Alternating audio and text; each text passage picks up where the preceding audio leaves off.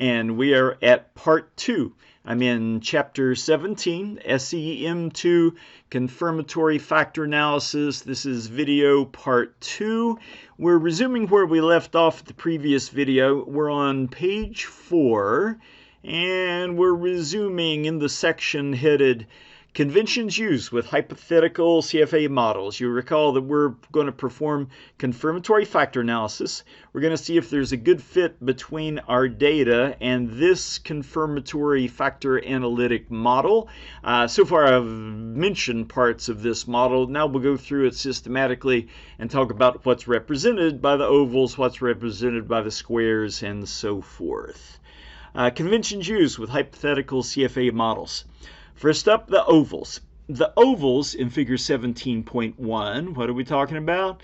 Here's an oval for exercise behavior, different oval for health motivation. What are they all about?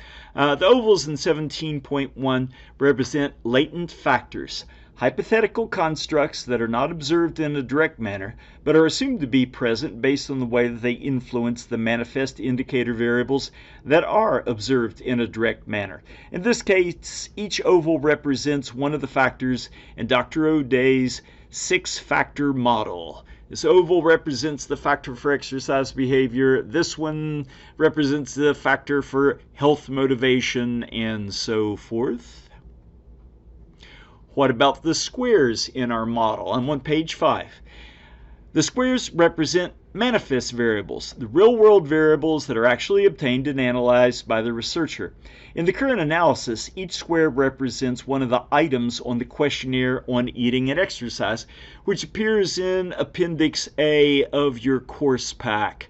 So, exercise behavior is measured by questionnaire item V76 and V79. Health motivation factors is measured by questionnaire items V27, V28, V29, and so forth.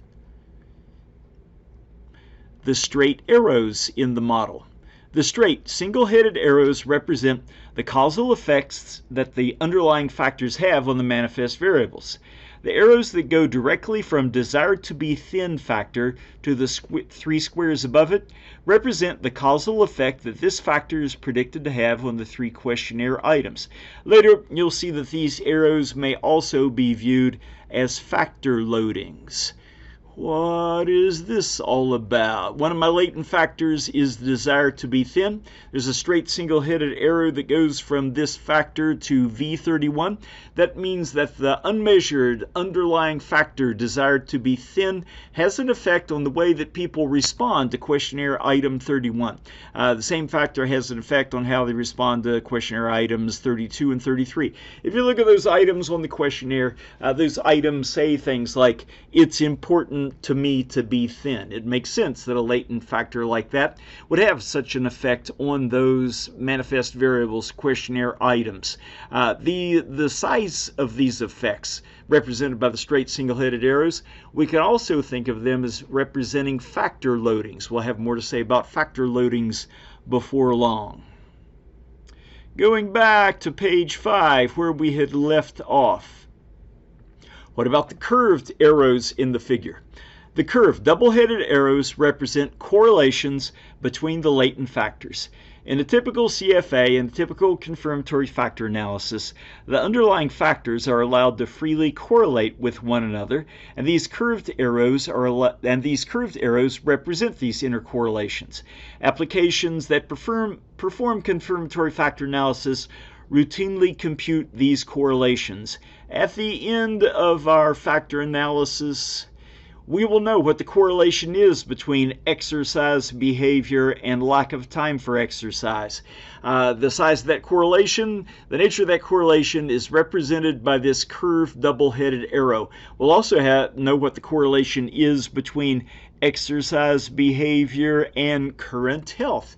The fact that these two factors are correlated is represented by the fact that they are connected by a curved two-headed arrow.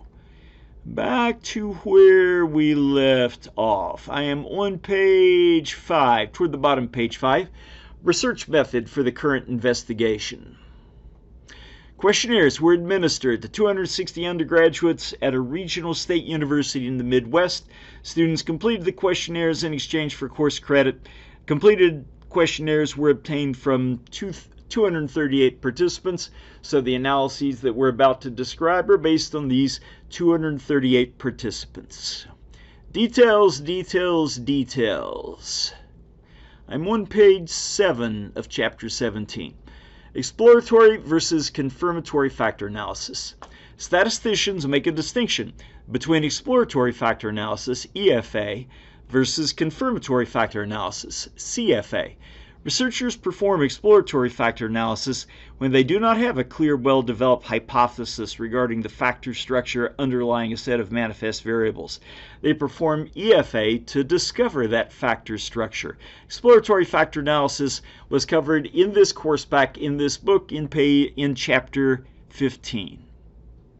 Path diagrams, such as 17.1, are used to illustrate proposed factor structures. And you'll recall that back in Chapter 15, we looked at a factor structure kind of similar to the one that we have in the preceding figure in this chapter. Back in 15, the exploratory factor analytic model was a little bit simpler than this one. It involved just 4 ovals rather than 6, but all the basic concepts were the same. So that's exploratory factor analysis. What about the current chapter?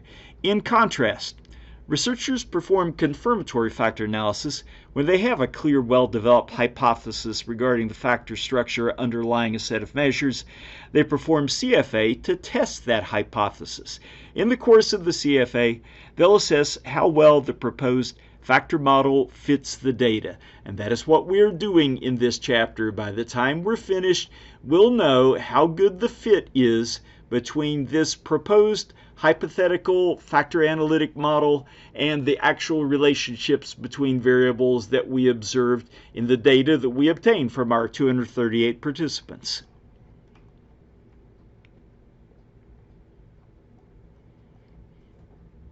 I am still on page 7.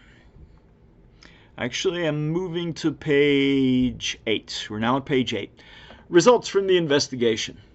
When performing CFA, researchers typically investigate 2 questions. A, how good is my model's fit to the data? And B, how good are the psychometric properties of my model? The way that researchers answer the question about fit is very similar to the way that they assess fit when performing path analysis with manifest variables as described in Chapter 16. The way that researchers investigate psychometric properties of the solution, that is, reliability and validity, is new material. And yes, we will cover that new material in this chapter. Let's go to page 9.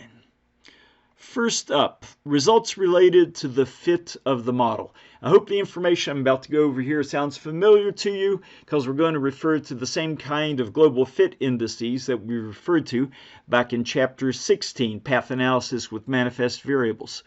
Okay, I'm on page 9, results related to the fit of the model. Table 17.1 below presents global fit indices for 2 models. The row-headed null model presents results for model in which all manifest variables are uncorrelated with one another. This null model serves as a baseline against which the other models can be compared. The row-headed measurement model presents results for the 6-factor model of exercise behavior, that is, the measurement model that was illustrated in Figure 17.1. Here is our table. One row is headed null model. This is just a baseline model against which we'll compare the model we really care about. The model we really care about is in the row-headed measurement model. We have a bunch of global fit indices under headings like SR, MR, RM, SEA. Here are the fit indices themselves. What does the text say about these fit indices? I'm on page 10 of the chapter. Dr. O'Day in her write-up says, in summary, the global fit indices in Table 17.1 indicate that the factor model illustrated in Figure 17.1 provided an acceptable fit to the data. Although the model chi-square statistic was significant, all the remaining fit indices satisfy the criteria recommended by Hu and Bentler and Mueller and Hancock. All of fit indices described by Dr. O'Day were discussed in more detail in Chapter 16 to refresh your memory. Now, before we go over the results that we got with our current confirmatory factor analysis, here's another item that I included in that handout that I sent to everyone in my class. To everyone in my class, I have sent a handout headed something like P400 Additional Exhibits for Chapter 17. If you skip down to the page that has a table 16.1 on it, we'll see this. Following table appeared on page 19 of Chapter 16, SEM I, Path Analysis with Manifest Variables. Table 16.1, widely used global fit indices and criteria for an acceptable fit. These were the criteria for an acceptable fit that I presented back in Chapter 16. For the RMSEA, an acceptable fit is one that gives you an RMSEA of 0.06 or smaller. One that gives you an SRMR of 0.08 or smaller, and so forth. So, as convenient, so you don't have to flip back to that page in Chapter 16, I've included it in this handout that I've sent to students in my class. Going back to Chapter 17, a current chapter, I'm on page 10 of Chapter 17, and we talk about the fit actually displayed by this measurement model. All the indices described by Dr. O'Day were discussed in more detail in Chapter 16 to refresh your memory. Standardized root mean square residual, the SRMR, represents overall discrepancy between the actual covariance matrix versus the matrix implied by the researcher's proposed factor model. With the SRMR, smaller values closer to 0 indicate a better fit between proposed model and the data. The root mean square error of approximation, the RMSEA, is similar to the SRMR. However, the RMSEA also rewards theoretical models for being more parsimonious, that is, for being simpler. You'll recall simpler models are generally preferred. Smaller values closer to 0 indicate a better fit.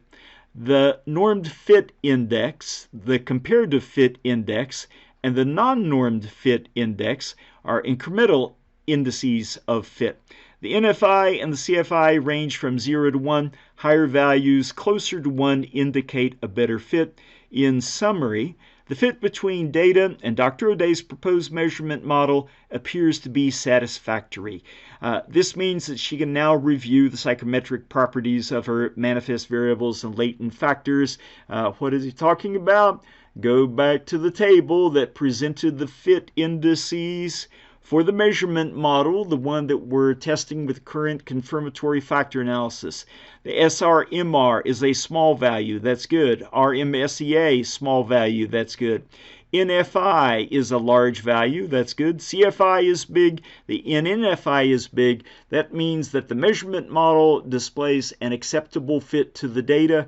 We've satisfied that criterion. The fit is okay. Having got past that hurdle, we can now start worrying about the psychometric properties of the model. That is where I'll pick up on part 3 of this video. I am on page 11. This is the end of part 2. We'll begin part 3 with reliability and other psychometric properties of the model.